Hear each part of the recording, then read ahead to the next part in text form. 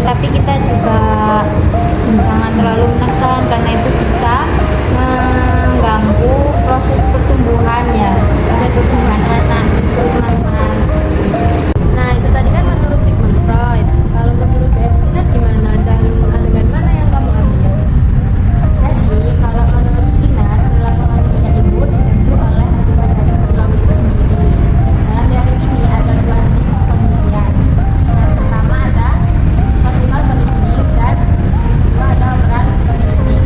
Classical conditioning ini pembelajaran melalui asosiasi dua stimulus, yang dimana organisme belajar bahwa satu stimulus itu dapat memprediksi stimulus yang lainnya.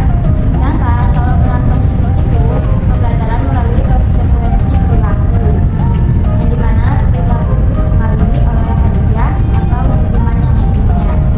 Jadi jika kita itu melakukan sesuatu yang menyenangkan, maka kita itu otomatis akan mengulangi hal tersebut.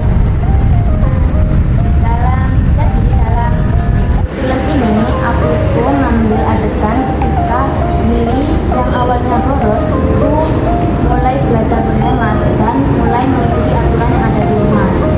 Nah, dari perilaku Billy itu orang tuanya itu nggak memarahi, tapi justru memberi respon positif seperti pujian, perhatian, bukan hubungan kecil. Dan itu yang membuat Billy itu merasa senang dan dia juga merasa kalau usahanya itu dihargai. Sehingga itu yang membuat Billy mau mengulangi perilaku tersebut karena dia tahu konsekuensinya. Kalau dia melakukan itu, dia bakal dapat hadiah yang berupa hubungan kecil dan perhatian dari orang tuanya. Oh, jadi ternyata gitu ya.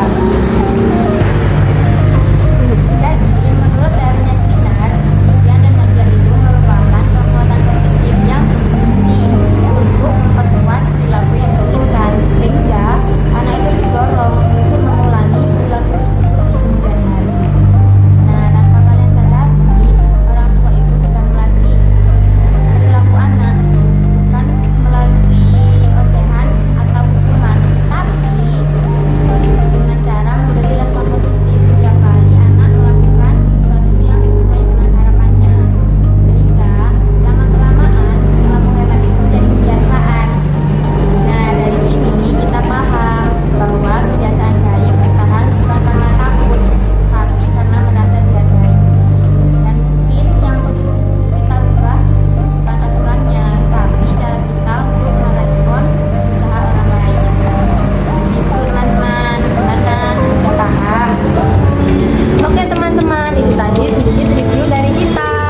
Jadi film itu ngajarin kita kalau irit itu penting, tapi perasaan juga perlu diperhatiin ya. Keluarga super irit ini sukses bikin kita mikir dan merasa empati. Nah, itu tadi kalau versi kita. Kalau versi kalian gimana? Relate atau malah emosi? Tulis pendapat kalian di kolom komentar ya. Jangan lupa like, share, and subscribe. Sekian dari kita, cukup sampai di sini aja ya. Karena kalau yang di sana dia